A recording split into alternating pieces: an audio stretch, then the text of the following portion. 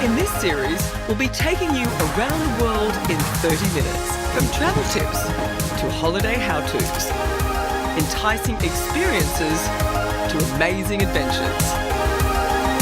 Just imagine this. Coming up, holiday magic under the spectacular Northern Lights.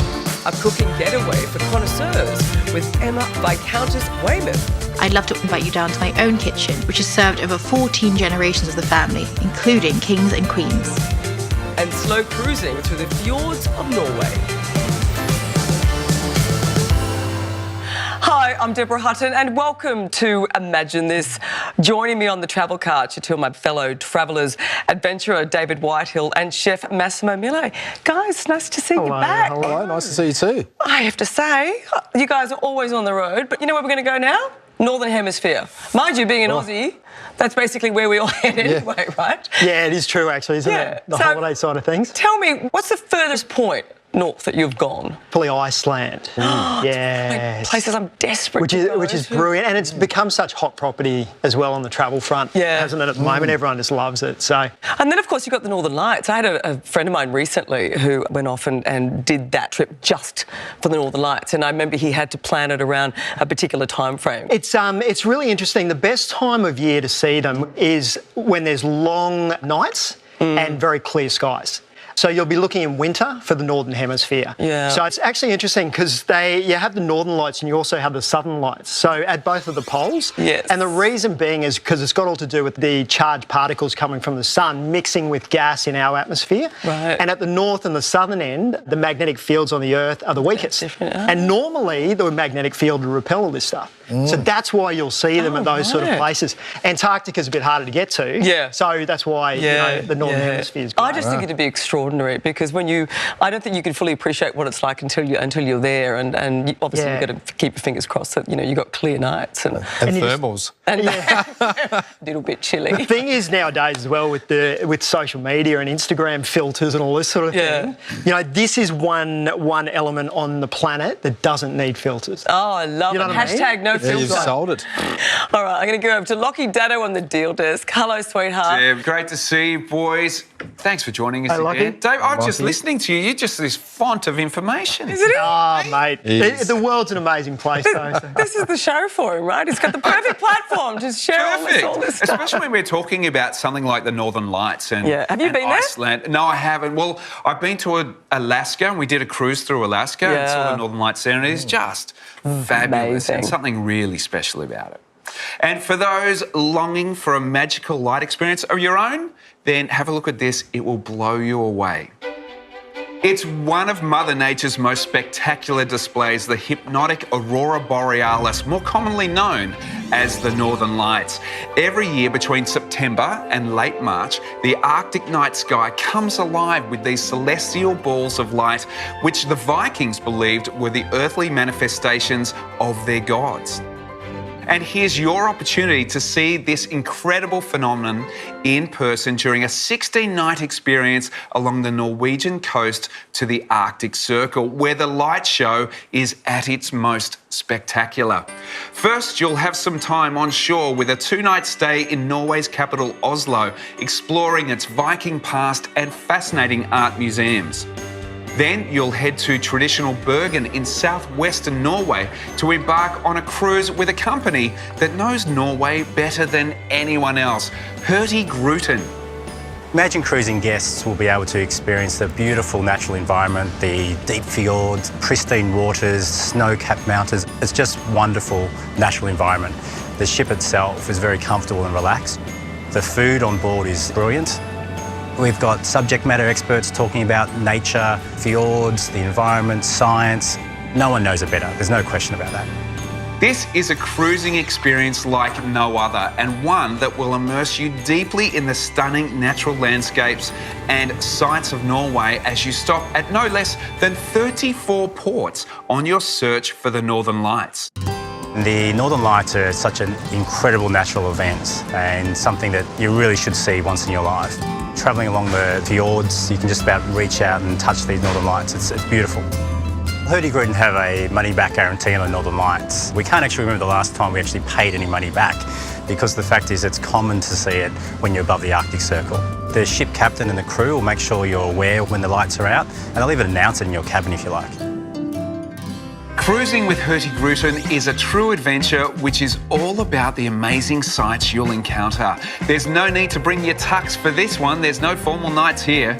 You'll explore the stunning Norwegian coastline with fascinating sights like the ancient Viking capital of Trondheim, dramatic glaciers and one of the northernmost points in Europe, North Cape. There are numerous activities to take part in. There's excursions like fishing, dog sledding, cultural walks, so you can really push yourself with some active hikes. After 11 nights at sea, it's back to terra firma with a final 2-night stay in friendly Copenhagen, where sites like Tivoli Gardens and the Little Mermaid will continue your journey of enchantment. If there was ever a cruise that will send your camera into overdrive, then this is definitely it. And here's a tip for you: when you are photographing the Northern Lights, make sure you use a tripod and set your camera for a long exposure. That way you'll get all the best results. For more information about the greatest light show on Earth, call the number on your screen, quote that promo code, or visit us at imaginethis.com.au. Deb, guys, that sounds like a brilliant trip. I mean, you look at those images and I think that's why the show is named Imagine This, because you actually can't imagine it. I mean, you look at those images and you're like, to be there in person, it just looks, and you've done it. Yeah. I'm so jealous. But what about the food, Mass? This is your area. Other than having an ice cream in Copenhagen. It's clean, it's green, the food is as good as the landscape and the wilderness. It's just beautiful. They're famous for their seafood, their herring, their salmon. The salmon, of course, yes. You know, Copenhagen is probably a little bit of a mecca at the moment for foodies around the world. Isn't there one of the Michelin star restaurant over there? They've got a number of, but you know, one of the best restaurants in the world is Noma. It's Noma, that's what I'm thinking, and it's in Copenhagen. And the great thing about it is the Scandinavians really appreciate when that sun comes out, everybody is out enjoying it. Because they have these long winters. Yes. Yeah. When the sun comes out, they go nuts. But that's why they're so clever at coming up with ideas like IKEA, because they have so much time sitting inside in the darkness to go, what do I do? So much time to plan. I think you're right. There we go, Vikings, Northern Lights, IKEA, love it. All right, now don't go anywhere because there's more coming up straight after the break. Coming up, an exclusive cooking experience with Emma Viscountess Weymouth. I'd love to invite you down to my own kitchen, which has served over 14 generations of the family, including kings and queens. Hi and welcome back to Imagine This. And on the travel couch we have our resident history and heritage expert, Dr. Amy Clark. How are you, Amy? Look, I'm good, thank you. Listen, we get you here because you always had a fascination for these historic residences. Someone's got to do it. Well, it's true, and we're the ones who want to go there. So out of all the ones that you've seen, which I'm sure of many... Yes, probably more than is healthy. Is there one that sort of stands out? You know, there are a lot. I think there are some in the UK in particular that are just extraordinary because they have been built well before any era that we're, as Australians, familiar with. So to step back in time and see these great architectural feats. So one of my favourites is Longleat, which is in Wiltshire, and it was originally built on the grounds of a burned down priory. Obviously had the best location. Absolutely. Yeah. So it was built in the Tudor era, so Henry VIII, and I think the great thing about it is it's so accessible to people. Longleat was the first in the UK to open to the public straight after the war, 1949. Oh, really? And it's been open ever since, so it's really good at sort of pitching at everyone and trying to make that sort of architecture interesting to everyone. Yeah. You like your history, don't you? I do. The thing I find that when you go to these castles and things from so long ago that you just find you want to immerse yourself in the history of it. Yeah. It's so foreign to us. You know, we're such a young country. It's not something that, you know, we don't have that in Australia. Yeah. So. And yet so many of us have that ancestry. So it's sort of tapping back into it. But this next holiday, it's something that we don't get offered every day. It's pretty special. It's an invitation to step back in time and immerse yourself in the history of a bygone era in one of the most impressive stately homes in all of England. Meet Emma Viscountess Weymouth, who, along with her husband Viscount Weymouth, invites you to the magnificent Longleat House in Wiltshire for an unforgettable evening of dining and history. Hello, I'm Emma, Viscountess Weymouth, and I'm very excited to be working with Imagine Cruising to add a little extra magic to your holiday. I'd love to invite you down to my own kitchen, which has served over 14 generations of the family, including kings and queens. I'm a keen cook myself and would love to share with you some of my favourite recipes which were inspired by the archive of Longleat House. And now Imagine Cruising guests can get a taste of that royal cuisine by joining an exclusive event at Longleat House as part of the Taste of History package. The tour begins with a 2-night stay in London before transferring to Southampton to embark on a 16-night Baltic cruise on board the elegant Queen Victoria, enjoying the unforgettable onboard facilities and entertainment that Cunard are famed for. You'll visit ports brimming with history and culture like Copenhagen, St. Petersburg, and the fabulous Oslo in Norway.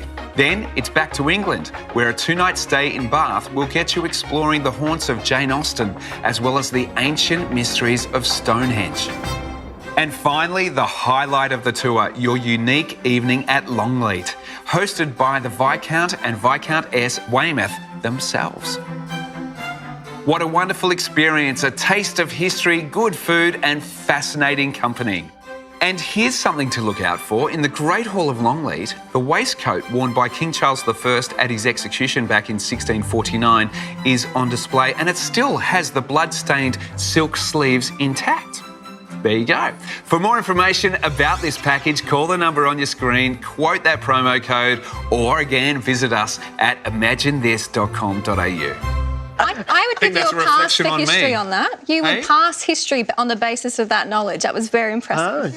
You like that? Yeah. He does his research. Yeah. So when I think of like Henry VIII in that era, I think of tables. Remember when they used to sit around and dine? Yeah. It was just laden with food, masses and masses of Groaning food. under the weight. Yeah. And it was really quite a show. That was part of the point, to show the wealth of the king or the wealth of the family that was hosting. And one of the ways that they would do that was to create mystical creatures. So they would get all sorts of animals and they would chop them up and then stitch them back together, so they'd have, you know, a peacock head on a pig's body with goose wings, and it was the done thing. No, that's a true Frankenstein feast. But I mean, you think about that era, Mass. I mean, it's like... Yeah, well, I was thinking the food, you know, back then, like, everything was glazed, you know, these shiny, everything's about being fancy. But in the modern era, let's say, I've actually done some events, American-themed Thanksgiving, and they do turduckens, which is actually turkey, chicken and duck. Ideally, you're putting the chicken into the duck and then the duck into the turkey. Honestly, my body's screaming for a green salad right now. Really. So many layers. I'm ready. Lots and lots of vegetables. Yes. Green salad, beans, that whole thing. Yeah. Does it taste good? Yeah. I cooked it. It's delicious. Yeah, it would be fantastic. Come on. What a silly question. All right, Dr. Amy, thank you. You're just so much knowledge. Gorgeous to have you here. So stay with us and we'll have more for you straight after the break. Coming up, it's man versus machine. Formula One drivers love driving around Monaco. It's the Everest of F1. In a Formula One Grand Prix Super Deal.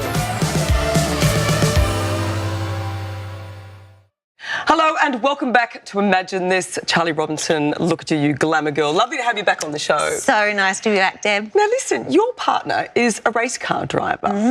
So what does that mean? You get to sort of travel the world and hang out in sort of glamorous places with him? Well, there is glamour. I mean, there's a lot of behind-the-scenes pit lane waiting in the truck with tyres and rubber, so it's not all glamorous. That's glamorous. I think that's really glamorous.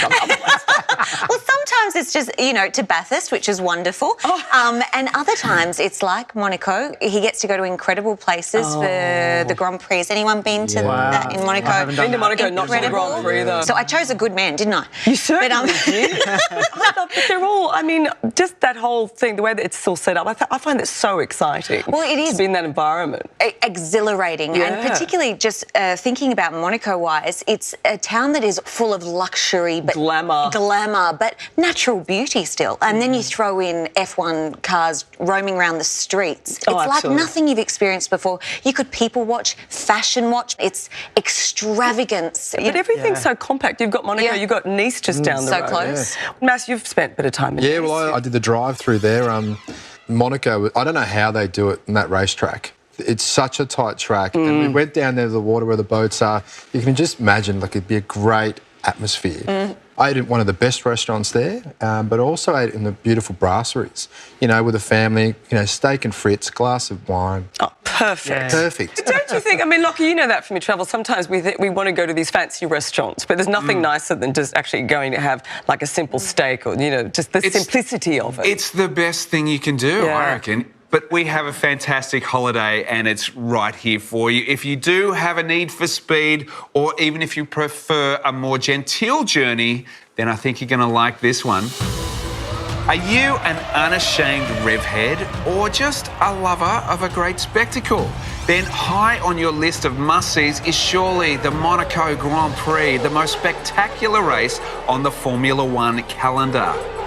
But imagine not only having tickets to qualifying and race day events, but also an exclusive meet and greet with one of the legends of the track, former Formula One driver and world-renowned commentator Martin Brundle. Formula One drivers love driving around Monaco. It's the Everest of F1. It's man and machine versus the streets of Monaco, the barriers and the elements.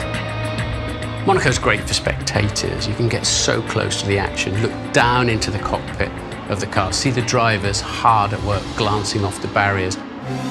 After your 4-night stay in Nice, enjoying the French Riviera and the incredible adrenaline rush of Formula One racing, things will take a more aristocratic turn. You'll fly to London, staying for 2 nights, before having a day in Windsor, keeping your eyes peeled for royals wandering around the castle. Then you'll transfer to the rural surrounds of Winchester, where a building with film star looks awaits. If this stately castle looks familiar, it's because it takes a star turn in the television series Downton Abbey. But in real life, its name is Highclere Castle, home to the Earl and Countess of Carnarvon. Highclere's got a long and varied history until my husband's family bought it in 1679, and they've held it ever since. Highclere's got so many stories to tell from the past to look at what we're doing now with Downton Abbey, with the amazing statesmen who came here, until today's world when we're open to the public. And fans of the television series are in for a treat with Imagine Cruising's exclusive access to the castle and an evening of opulence you'll never forget. When Imagine Cruising guests arrived, they would have felt they were entering a world apart, a different sort of Arcadia, very English.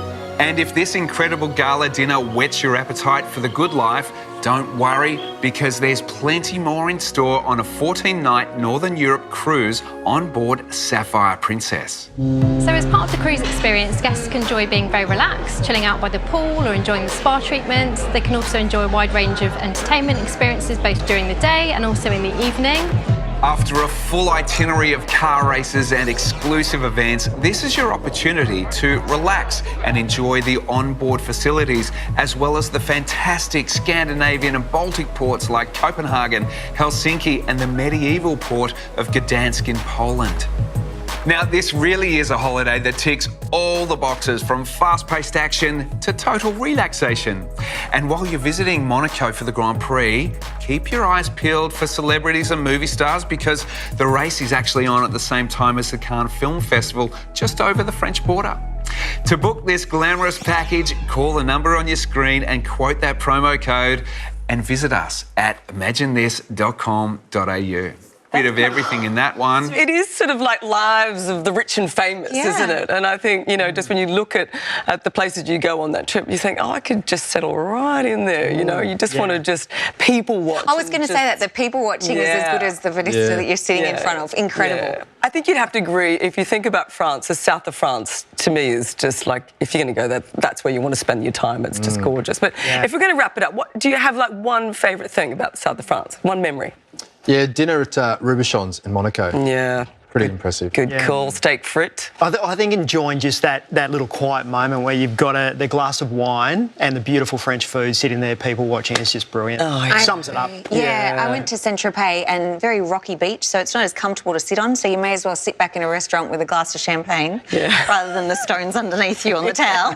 And people watch. You know, it's an extravagant holiday, but definitely one for the bucket list. And the thing is, you can just get, you just get the most out of every day. I mean, you don't sleep, basically. You just stay up, you just try Well, you don't sleep. No, you don't sleep. You don't go over there to sleep. Why would you go to the south of France to sleep? No. Like, you don't go to there to sleep, No, you do don't. you? There's too much to do and see. No.